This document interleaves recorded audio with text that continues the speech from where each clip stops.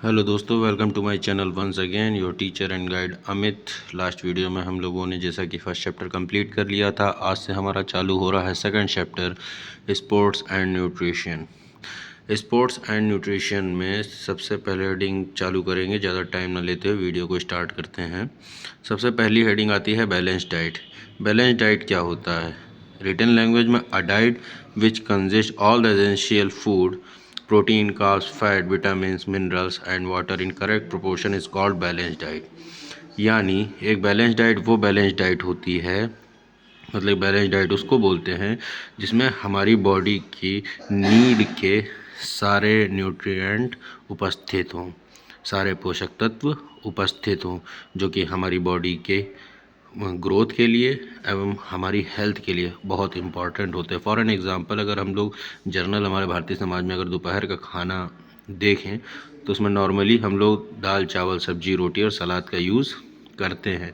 अगर इसमें nutrition value देखें तो क्या है, दाल हमारे जो है उससे हमें प्रोटीन मिल जाता है, रोटी से फैट, कार्बोहाइड्रेट चावल से, और सलाद से हमको और सब्जी से मिनरल्स और विटामिन्स मिल जाते हैं। तो एक परफेक्ट डाइट जो है कही जा सकती है। इसी तरीके से अगर दोबारा रिवाइज करेंगे, रिकॉल करेंगे, तो सीधी सी बात कि एक परफेक्ट और बैलेंस डाइट उसको बोलते हैं हम लोग जिसमें सारे तरीके के पोषक तत्व सही मात्रा में उपलब्ध हों, सही रेशियो में सारे न्यूट्रिशन वैल्यू प्रेजेंट हो। क्यों? For maintain our health and growth, हमारी हेल्थ ग्रोथ के लिए जो कि ज़रूरी है। बढ़ते हैं आगे। उम्मीद करता हूँ इतना आपको समझ में आ गया होगा। जैसा कि हम लोग जानते हैं न्यूट्रिशन क्या होता है। न्यूट्रिशन जो अभी हमने बात करी, हमारे बैलेंस डाइट में उपस्थित न्यूट्रिएंट्स, जिससे हम लोग को हमारी बैलेंस डाइट के थ्रू एक अच्छा न्यूट्रिशन मिलता है। यानी हमारी बैलेंस डाइट में जो पोषक तत्व उपस्थित है उसी को न्यूट्रिशन बोलते हैं, जिनसे हम लोग को न्यूट्रिएंट मिलते हैं और हमारी बॉडी की ग्रोथ और हमारी हेल्थ मेंटेन रहती है। न्यूट्रिशन को दो पार्ट में डिवाइड किया गया है। सबसे पहले मैक्रो एंड माइक्रो। इसमें डिफरेंस समझ लेते हैं। मैक्रो एंड माइक्रो में डिफरेंस क्या है? मैक्रो न्यूट्रिशन या मैक्रो न्यूट्रिएंट उनको बोलते हैं जिनकी ज़रूरत बॉडी में ज़्यादा होती है, ठीक है।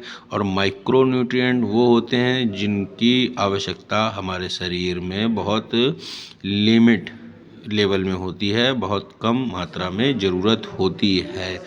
आगे बढ़ते हैं। मैक्रो न्यूट्रिएंट्स होता क्या है? मैक्रो न्यूट्रिएंट्स में जो इम्पॉर्टेंट चीज़ें हैं जिनकी ज़रूरत हमारे शरीर को ज़्यादा होती है, उनमें आता क्या क्या है?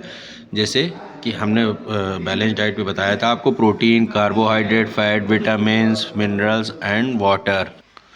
उसी तरीके से यहाँ पर देखिए कार्बोहाइड्रेट, सबके यूजेस क्या है? कार्बोहाइड्रेट जो फर्स्ट पार्ट में हमारा यूज़ होता है, कार्बोहाइड्रेट का यूज़ होता है बॉडी में एनर्जी के लिए।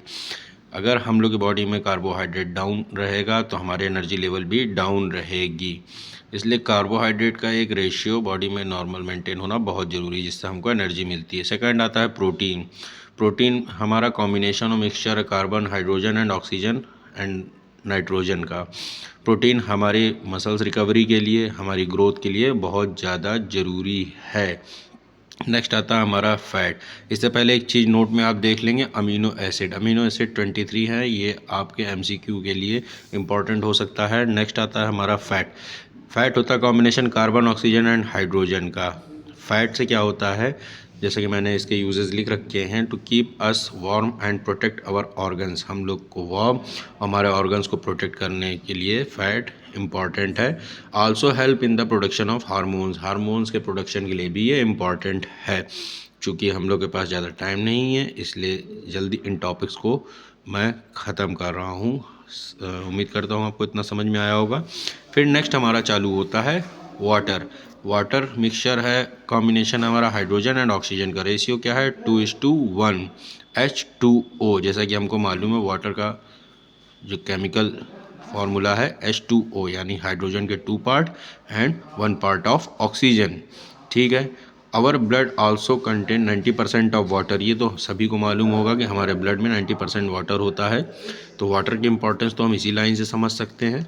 ठीक है, आगे बढ़ते हैं। अब आते हैं हम लोग माइक्रो न्यूट्रिएंट्स पे। थोड़ा सा मेरा जो है जो मेरी राइटिंग है बहुत अच्छी नहीं है, कई जगह लिख लिख के मैं काटता रहता हूँ, सॉरी उसके लिए। लेकिन जितनी भी समझने वाली चीज़ें हैं वो मैंने कोशिश करी जितनी साफ लिख सकूँ। ठीक है, तो नेक्स्ट आता है अब माइक्रो न्यूट्रिएंट, जिनकी बॉडी में इम्पॉर्टेंस है बहुत, लेकिन बड़े लेवल पे नहीं, छोटे लेवल पे। इसमें लिख रखा है मैं नीड इन स्मॉल अमाउंट, यानी स्मॉल अमाउंट में जिसकी नीड होती है वो होते हैं माइक्रो न्यूट्रिएंट्स। ठीक है, फर्स्ट आता है इसमें मिनरल्स। मिनरल्स क्या होते हैं? मिनरल्स के दो पार्ट होते हैं, मैक्रो एंड माइक्रोस, ऊपर की तरीके, लेकिन पार्ट अलग अलग है, macro and micro. Macro minerals में आता है कैल्शियम, सोडियम। माइक्रो मिनरल्स में आता है आयोडीन एंड आयरन। ये हमारा माइक्रो न्यूट्रिएंट्स का पहला पार्ट है। सेकंड है हमारा विटामिन।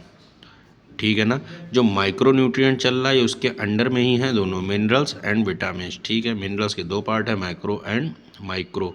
आयोडीन आयरन माइक्रो के लिए है एंड मैक्रो में आता है कैल्शियम एंड सोडियम।